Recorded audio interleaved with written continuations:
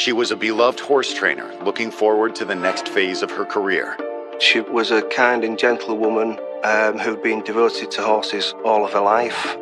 She had got to this point in her life where actually everything should have been plain sailing. But her retirement plans were cut short by a vicious attack. There was heavy blood staining to the floor, blood staining to the walls. It just looks like something from a horror movie. It was a disturbing case that would take investigators into the mind of a killer driven by hatred and revenge.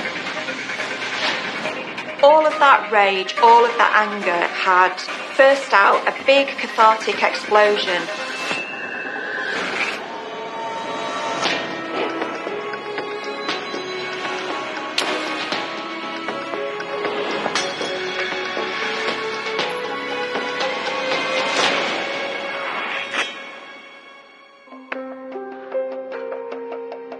July 15th, 2016. It's late Friday afternoon near the sleepy village of Seaton in northern England. Local farmer Sam Southwell is just finishing his chores for the day when he notices that his sister, 60-year-old Fiona Southwell, hasn't returned home from work. Fiona was employed as a stable hand at a place called Grange Farm. Now, Sam started to get worried because it wasn't like her to be late. It was around the afternoon time, and usually she would have come back to the farm where they lived. I think it was only about a mile, if that, away. He just starts to say something must be wrong. So he jumps in his Land Rover and he goes to the farm. When Sam gets there, the farm's owner tells him that he isn't sure where Fiona is. He'd seen her tending the horses earlier. He thought she'd left for the day. If she was going to be anywhere, she was going to be in the barn. Sam makes his way past the stables, about 15 metres towards the end of the barn. And it's there he stumbles upon this horrifying scene. It just looks like something from a horror movie. There's blood splattered up the walls. There is just blood everywhere. On the floor of the barn is his sister, Fiona. She was lying on her back in a corner near a wheelbarrow in a pool of blood. It was obviously a very violent scene.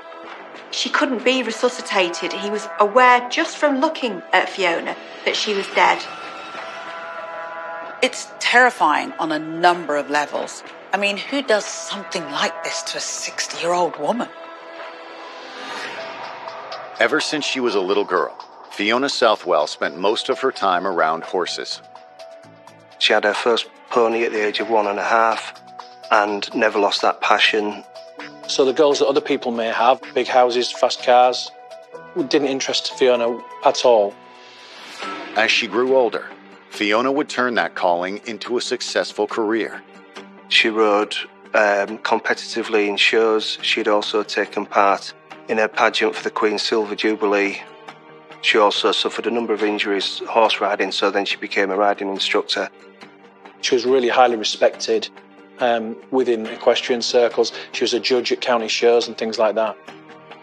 When her riding days were over, Fiona moved on to other pursuits, but she'd never strayed far from her first love. Horses were an integral part of her life, which is why she'd taken the job at Grange Farm. But she was also making plans for the future. At the age of 60, she was planning what would have been quite a big move out of the area, down to the south of England, where she would have had equestrian facilities. Fiona had a lifelong friend, Brian.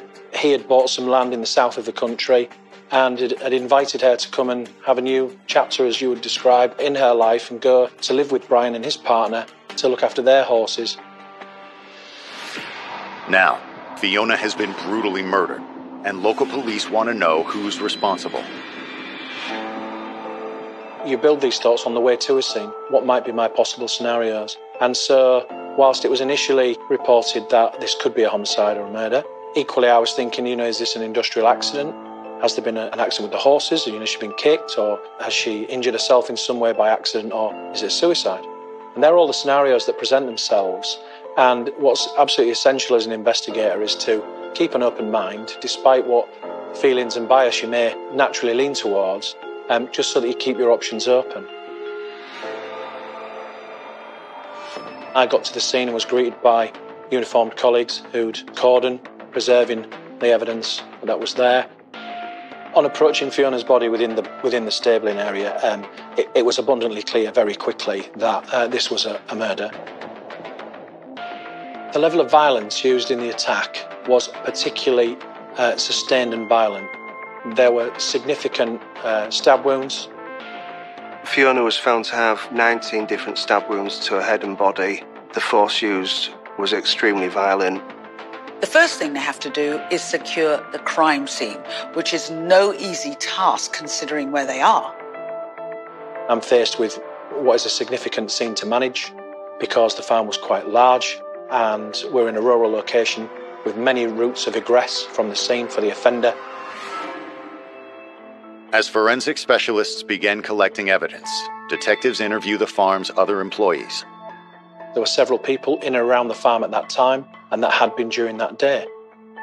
The last time anyone had seen Fiona was around 9:30 in the morning when she'd put the horses out to field. The tenant farmer told the police that she was a relatively new hire, but she seemed to get along fine with everyone. They didn't know whether it was a burglary, a theft, and Fiona's kind of caught them. There was just so much confusion. But because of the way that she was found and she was slain, it was pointing towards a bit more than just, the average theft or burglary gone wrong. After more than 8 hours of investigation, police are left in the dark, in more ways than one. We'd lost daylight. It was dark in that barn. We needed to bring in specialist scientific advisors to give us the best chance of understanding exactly what had happened. And so that decision at that time was that the scene would be secured, that Fiona would be remaining where she was until the next morning where we could do more work. As the small seaside town sleeps, investigators wait for the necessary equipment and experts to arrive, and a killer remains at large. They posted guards to watch over the body, but detectives were still concerned because somewhere out there was a killer. Are the officers on that scene guard at risk? Is somebody within the curtilage of the farm hiding? Within stackyards, barns, outbuildings, all the things that all farms have? Disturbing, really, to think that somebody's out there right now. This has not been done very long, and is anybody else at risk from that person? Coming up, daylight reveals the full extent of this vicious attack. It became increasingly concerning that an attack such as this, is it somebody with a grievance or is it a stranger?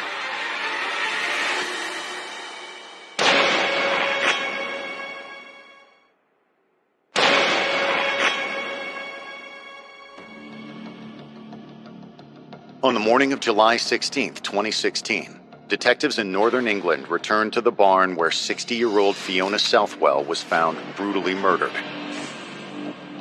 It was obviously a very extreme incident. The investigators and detectives walking up to that small farm in Seaton, it was just, I think it was probably unthinkable what would be going through their mind. It was an incredibly hot weekend. Summer, sun was burning, blisteringly hot weather, and it felt very different than it had the night before and during the hours of darkness. And the small seaside town has woken to the news that there is a killer on the loose. Straight away, the national press, the international press were all over the story because an idyllic farm in East Yorkshire, it's horrible. A woman slain, a tiny little old lady basically slain in a barn doing a job that she loved. We think about, how does this feel to be in this community? Knowing this has happened, how would I feel? We were doing everything that we needed to do to make them safe and to feel safe. Detective Tony Cockrell leads the investigation. I re-attended the scene with our forensic scientists and scenes of crime officers to go and reassess where we were, see where Fiona was again, and see what the interpretation of that scene meant to us in the daylight so we could see clearly exactly as to what had happened. It was much, much worse in the light of day. Examining the body, they discovered that she'd been stabbed several times. And although Fiona was a small woman, it was clear that she had fought really hard for her life. She had those stab wounds throughout her body and arms, and the attack was really brutal. 19 in total, including injuries to her hands and forearms, indicating to me that she had tried to defend herself in some way during the attack. What we would call defence injuries. The ferocity of the attack is really telling. It's up close, it's personal, it takes a lot of time and strength and effort to do that. This is somebody who was engaged in a frenzy of overkill, who was really getting out all of that passionate anger. Fiona's body is transported to a mortuary where a pathologist will conduct an autopsy. In the meantime, police continue to gather evidence. Forensic experts are combing through the site itself, while detectives are canvassing the surrounding area looking for witnesses. Within urbanised areas, it's easier because there are lots of people to go and speak to. However, in this rural setting, in a community of farms that were outlying, it's very difficult. No one saw or heard anything, so they talked to the family to find out if anyone had it out for Fiona, maybe an angry ex-boyfriend or something like that. It came across very strange. An elderly woman in her 60s who tends to horses would be found in such a way. You didn't know whether Fiona got romantically involved with someone and then it's turned into, something a bit more than just a killing, a murder. According to Fiona's loved ones, she wasn't the kind of person who had enemies. She wasn't in a relationship. She didn't have people that she had fallen out with. There was absolutely no suggestion whatsoever that she had enemies to fall out with or anybody who would have such grievance against her. Her family described her as this wonderful, kind woman who wouldn't hurt a fly. Fiona's brother Sam took it particularly hard, especially as he was the one who found Fiona's body. It was just obviously distraught. It was a sense of just an unbelievable thing had happened to him. He was just also lost for words. He just couldn't believe it. He just had no clue, and it was just absolutely heartbreaking for him. Unable to narrow their search, investigators work with Fiona's family to make a list of all the people in her life. That list grew as the more people that we speak to would give us more information. And we would deploy teams of investigators to speak to these people and to glean what information that we could to build up very quickly a picture of her life. They're looking for any kind of lead or possible motive, but unfortunately, no one jumped out as a potential suspect.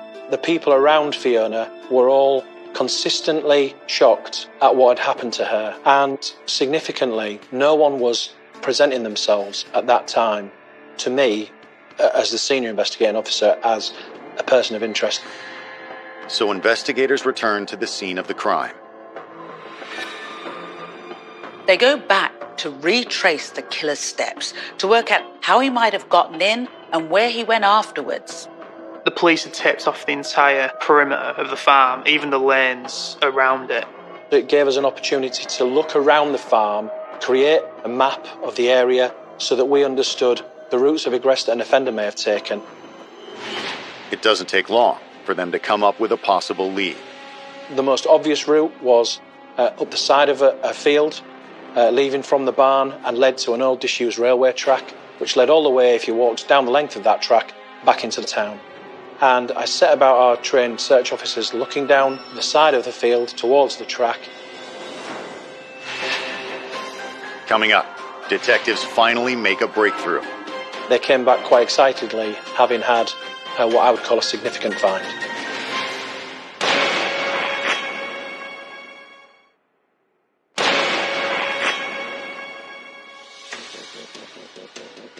It has been 18 hours since Fiona Southwell was found stabbed to death in the stables where she worked, and police are no closer to finding her killer. Although no one seemed to have any idea who might have done it, the nature of the crime was a clue in and of itself. The level of violence that was used to kill Fiona suggested there was something personal behind it.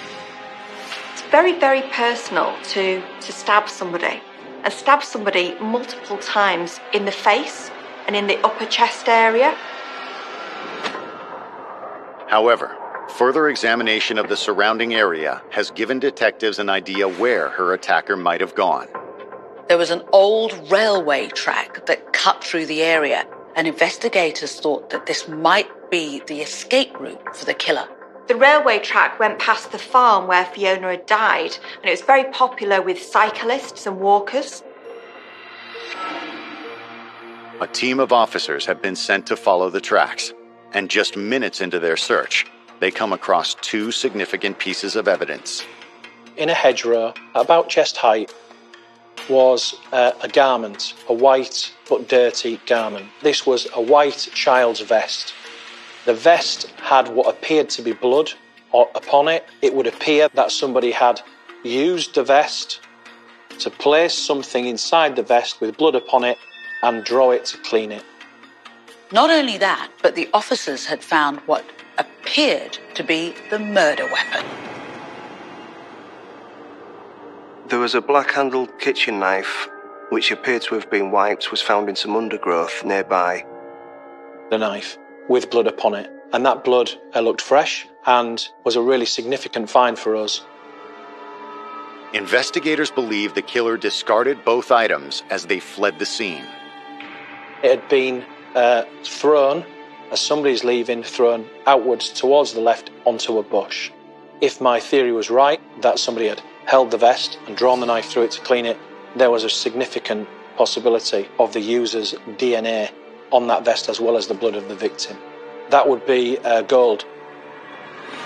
As detectives canvass the area, they come across another farm near the crime scene. Lots of people were spoken to around neighbouring farms and neighbouring premises. And one of those was a small farm with horses, a place called Max Home. It was only a couple of fields away as the crow flies. Max Home Farm was a family-owned operation located near the abandoned railway. Investigators decide to stop by and pay a visit. They hadn't witnessed anything out of the ordinary, but in the course of the conversation, detectives learned that the family had recently hired a new farmhand, a 21-year-old man named Daniel Edwards. Daniel Edwards was working on an ad hoc, cash-in-hand basis at a farm. He would go there most mornings on foot. He'd walk there, and as the family were getting ready for school and work, he might have a cup of tea with them, and then he would go and look after their horses, and at some point after a couple of hours, he would then go home. And in payment for that, he would get a few pounds in cash. However, the owners didn't think that Daniel had anything to do with it. It turned out that Daniel was a bit slow. He had something like a learning disability. But later that evening, when detectives compare notes, Daniel's name pops up again. Listening to the officers during the evening briefing, Daniel Edwards was mentioned more than once. And as we looked at who he was, his relationship to Fiona and her life, he was suddenly, very quickly in the spotlight as a person of interest to me. 2 months earlier, he'd worked at Grange Farm, which was his first job with horses, but he was sacked because of poor timekeeping. He had been dismissed from that post by the lady who owned the horses because he was unreliable, in essence, and his work wasn't as good as she needed. So he had then found employment at a nearby farm, Max Home, where he carried out the same role. After Daniel Edwards lost his job as a stable hand at Grange Farm, he was replaced by Fiona Southwell, who was much more experienced, much more reliable. The contrast couldn't have been greater. Unfortunately for Daniel, the move had also meant a significant cut in pay, and he appeared to blame Fiona. He was paid £80 a week at Grange Farm and only £10 or £20 a week at Max Home Farm. Word around the farm was Daniel hadn't taken it very well. As far as he was concerned, Fiona had stolen his job. He had harboured a grudge against Fiona for her replacing him. He had been sacked. He was unhappy about that. There had been a verbal confrontation with Fiona at some point. Daniel appears to not only have a motive to kill Fiona, but the opportunity as well. People at Max Home Farm had confirmed that Daniel Edwards was in fact in the area of Grange Farm and Max Home at the relevant time on the morning of Friday the 15th. And that relevant time was between 8:30 and 9:30 in the morning, when we believe the last sighting of Fiona alive was by the farmer of Grange Farm. Since Daniel had worked at both farms, it made sense that he knew the area like the back of his hand, including the abandoned railway tracks where they had recovered the murder weapon. He knew all the cut-throughs and he knew all the shortcuts, and suddenly he presented himself as a clear suspect for the murder of Fiona Southwell. Coming up, a routine search turns up alarming new evidence. We found clothing which, to the naked eye, had blood upon the hems of the jeans.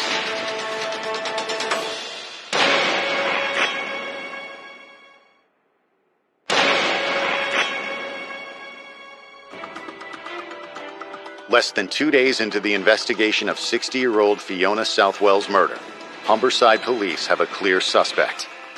A 21-year-old stable hand named Daniel Edwards. From their inquiries, police very quickly identified Daniel Edwards as a suspect and wanted to speak to him as a matter of urgency. On July 16th, detectives make their move. Daniel Edwards lived with his stepmother, father and two brothers at King Street in Hornsey, a short walk away from both farms. Officers were let in by his father after banging on the door. And Daniel Edwards presented himself at the top of the stairs, and one of the detectives within the team arrested him on suspicion of murder. No, he did not resist arrest at all, and interestingly, didn't even ask any questions about why he was being arrested. While Daniel is brought in for questioning, investigators conduct a search of the home. Within his bedroom, we found clothing which, to the naked eye, had blood upon the hems of the jeans. So he had his clothing seized from him that he was wearing, and certain forensic examinations of him were carried out. Since a crime officer noted that there was staining around his ankles, which seemed to be peculiar. And a swab of those ankles of Daniel Edwards revealed a presumptive positive test for blood. If the blood matches Fiona's, they have him dead to rights. The blood samples are immediately sent to a crime lab for further testing. And while police wait for results, Daniel has some explaining to do. Daniel Edwards was interviewed by an experienced homicide detective. He was interviewed around his movements and to establish his account of events on the day of the murder of Fiona Southwell and the next day. Daniel appeared to be willing to cooperate at first. He took them on the route that he said he'd taken, but he claimed that went nowhere near the abandoned railway track. That's all he said, that he'd just gone and done his work and walked home again. He didn't come across as a criminal mastermind, to say the least. And when police started digging into his background, they found out why. We found that he had struggled a bit through school. He wasn't an academic type of individual. He wasn't particularly very good at studying. He had had a fairly low IQ. He had a mild learning disability, an IQ of 69, so just under what you need for a diagnosis of learning disability, and clearly that impacted on him. He shied away from large groups and liked to keep himself basically within his own head, and was a bit of a loner. He was a lad whose mother had left him at a very young age, and he was brought up predominantly by his father and stepmother. As a teenager, Daniel began to act out, which led to problems at home. Edwards was kicked out of home on occasions, and he bounced back and forth between home and other types of guest accommodation. Daniel stayed with us back in 2012, and he's quite a quiet lad. He didn't ever say a great deal. He used to cycle to work in Hornsey every day in all weathers. He was working at some sort of tyre reclamation yard. He used to come back filthy. Daniel's hosts tell police that he soon began taking advantage of their generosity. At the time, we had direct dial telephones in all the rooms. we suddenly got a bill for £200. And what we realised was Daniel was phoning these sex chat lines and that sort of thing. So he's taking more and more liberties the longer he was here. In fact, we started to lock almost every door in the building because he's getting up to all sorts of shenanigans. Daniel kept getting into trouble. He kept breaking house rules. He seemed oblivious as to what constituted acceptable behaviour. One morning at breakfast, I remember saying to him, Daniel, do you know the difference between right and wrong? Because I told him off so many times, and he said, well, he did, but I got the impression he didn't really. After only 3 months, Daniel had been asked to leave. He ended up back at home, but he was still clearly struggling to find a purpose in life. It was not clear how Daniel Edwards came to be working with horses, but as time went past, he did develop an enjoyment for it. And that seemed to be, from what we could find out about him, the only kind of interest that he had in life at all. When he wasn't taking care of horses, Daniel could be usually found loitering on the streets of Hornsey. He was somebody who liked to have a smoke of cannabis now and then. He would do things like hang around the local supermarket to use their free Wi-Fi, and was a fairly well-known face around the area. It's not clear if Daniel Edwards had any plans or what his future held, but he did seem to have limited horizons. Daniel's family doesn't seem to have a very high opinion of him either. He rarely washed and just dumped his clothes in his bedroom every day for his stepmother to clean up. According to her, the only thing Daniel seemed to care about was his job as a stable hand. He had been quite upset at losing his job at Grange Farm, looking after those horses, and as the investigation progressed, it was clear that he clearly harboured more of a grudge around losing that job than we initially thought. This wasn't the first job that Daniel Edwards had lost due to his mental capacities and, due to his learning difficulties. We found out that he'd had 6 or several jobs within that time frame. And when investigators take a look at Daniel's criminal record, they find something even more disturbing. He'd been arrested for public drunkenness and assault, amongst other things, but one charge stood out from the rest. We found that he had had an offence of indecent exposure previously to a woman of a similar age to Fiona Southwell. And that alerted me, was there a sexual element to the offence? Was it revenge?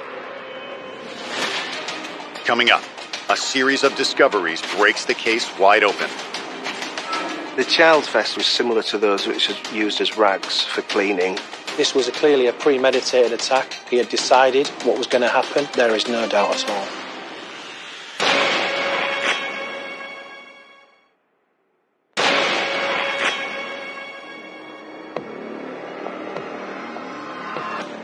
Humberside detectives have arrested 21-year-old Daniel Edwards for the brutal murder of Fiona Southwell.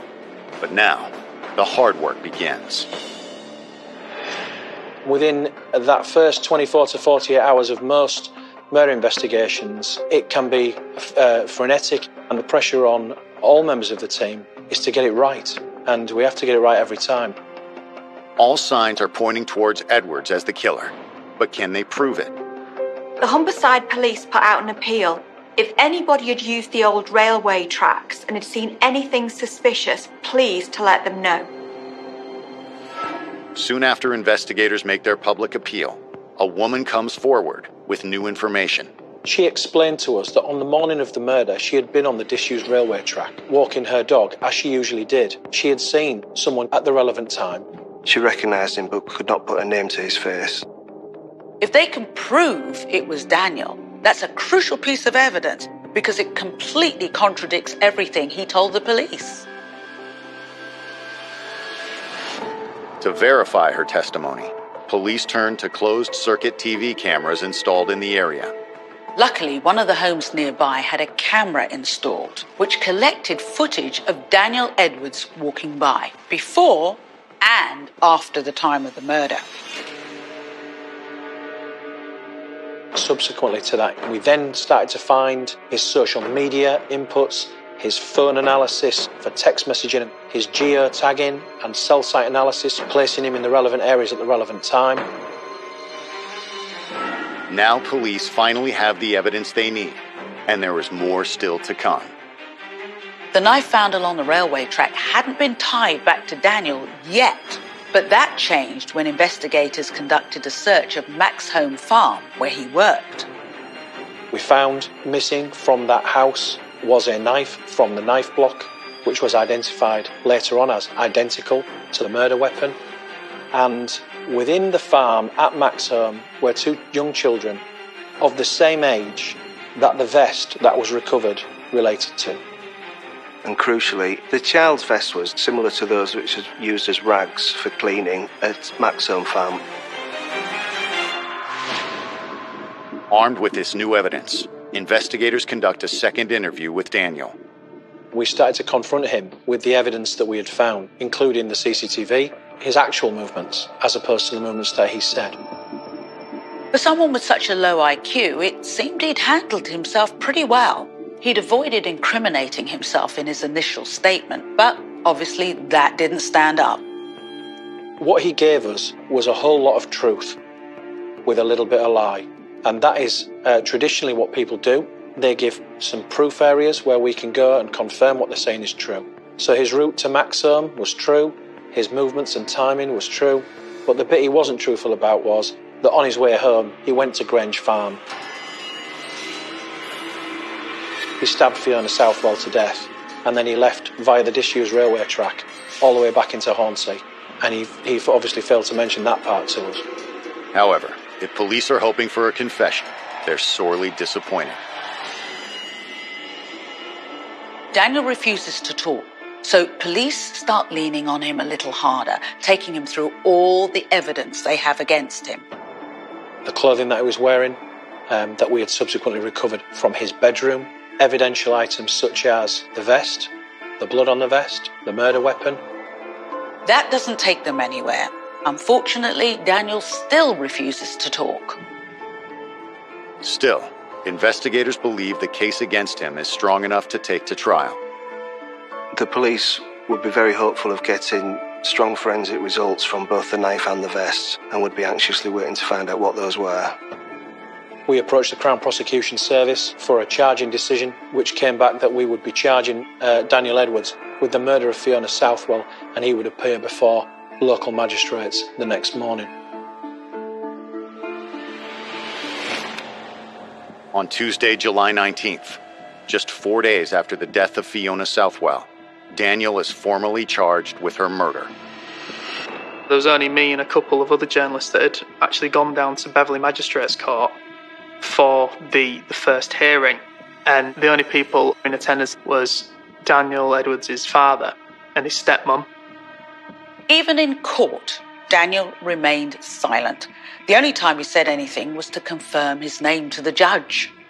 He was just looking forward with a dead man stare. There was nothing there behind them eyes while he was looking. His eyes were just not there. Daniel doesn't even enter a plea as the judge sends his case to Hull Crown Court. Daniel finally showed some emotion when the judge told him he wouldn't be granted bail. He didn't seem to care about the murder. The thought of going to prison, that's what brought a tear to his eye. Coming up, a glimpse into the mind of a disturbed killer. All of that rage, all of that anger had burst out, a big cathartic explosion.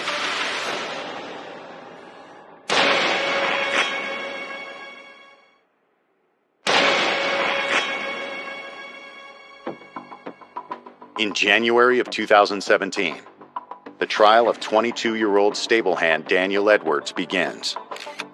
He's accused of stabbing 60-year-old Fiona Southwell to death 6 months earlier, after learning she'd replaced him. The prosecution described Edwards as somebody who was callous and calculated, prepared to kill an old woman just to get the job back that he felt she'd taken from him and to get rid of his own rage. The pathologist who conducted Fiona's autopsy testifies to the extreme violence involved in her death. One knife wound penetrated her brain, another one went straight through her neck. She had a number of other injuries around her body, and indeed it took the Home Office pathologist 50 minutes to go through her injuries in detail.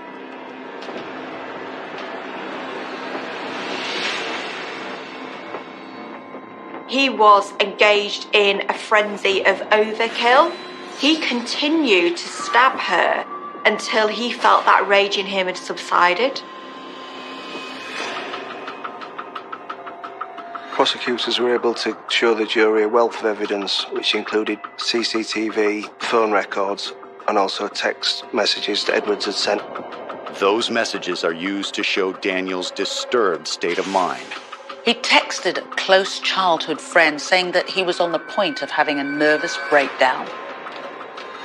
And Daniel's social media posts had been a warning as well. Once we started to dig a little deeper into his social media, there seemed to be a change of mood and a change of mindset within Daniel Edwards, as he had posted peculiar messages and peculiar posts which clearly showed a deterioration of his well-being, and he was having very dark thoughts. Just 2 weeks before Fiona's murder, there was a series of posts, but one in particular from Daniel was the one where he said he was ready to let his demons come out and play. We were able to show that he was very bitter around losing his job at Grange Farm, and that he held a grudge significantly against Fiona Southwell, who subsequently was employed. In addition to his ominous online activity, prosecutors offer cell phone records, which place Daniel at the scene of the crime. We were able to geographically pinpoint him to certain areas, and through cell site analysis of mobile phone networks, we were able to plot his route to and from and compound the evidence against him. His phone had activated a mast that could only be accessed from Grange Farm and not at neighbouring Maxholm Farm, where he claimed he'd been that day. Daniel's own stepmother even testifies against him. She tells the jury about a conversation she had with Daniel just after the murder. He didn't seem upset at all. He just asked if that meant he could get his job back. It seems very removed, doesn't it, from emotion, and it belies really his level of social intelligence, and it belies his real connection, actually, to Fiona. But the most damning evidence of all comes from the results of DNA tests on the blood police collected from him. They'd taken samples from his clothes, his feet, and from the murder weapon, and they were all matches for Fiona Southwell. Edwards wasn't found red-handed, but he was found red-ankled. He literally had blood of the victim on his ankle, which is pretty telling. A week into the trial, Daniel takes the stand in his own defense. Whatever the prosecutor asked him, the answer was no. Were you angry because you'd been fired? No. Did you resent Fiona for taking your job? No. Daniel Edwards had no defence. He could not explain any of the evidence against him. The forensic findings, the blood on his clothing, his movements and the lies that he'd told, it was absolutely clear that he was responsible for the murder. On February 1st, the jury is sequestered. It doesn't take them long to decide Daniel's fate. All the evidence was heard. The jury ended up deliberating for just 3 hours before they came back with the verdict. The jury found Daniel Edwards guilty of Fiona Southwell's murder. He was jailed for life and must serve a minimum of 24 years. The sentencing judge said that it would have been more, but he did take his learning difficulties into account. A young man's resentment over losing his job had driven him to commit an unspeakable crime and robbed a community of one of its most beloved members. This was a dreadful attack on a defenceless lady by a 6-foot-tall, 21-year-old man who had armed himself with a kitchen knife. A cowardly attack by any measure, and Fiona Southwell never stood a chance. She was only doing her job, the job that she loved. You just think, what horrible person would want to do this to such a nice lady? And that's what kind of sticks with you. She'd never get to enjoy her golden years as she'd planned to do because somebody had made sure that she wouldn't. This was a very sad and tragic case. Fiona Southwell was an innocent woman, did not deserve to be killed in such an horrific way